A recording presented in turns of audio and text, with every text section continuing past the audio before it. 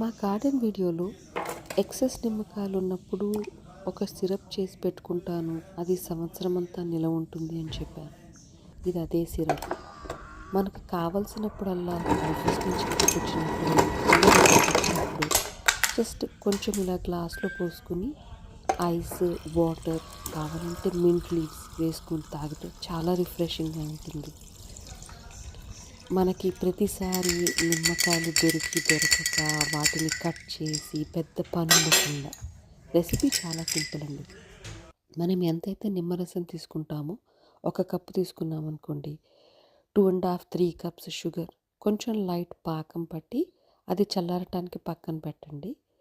ఈ లోపల జీలకర్ర, సోంపు, మిరియాలు కొంచెం కొంచెం వాటిని దోరగా వేయించి పొడి కొట్టండి.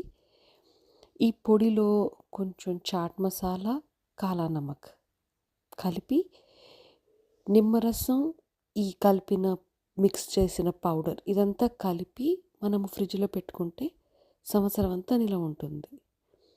నచ్చితే లైక్ చేయండి.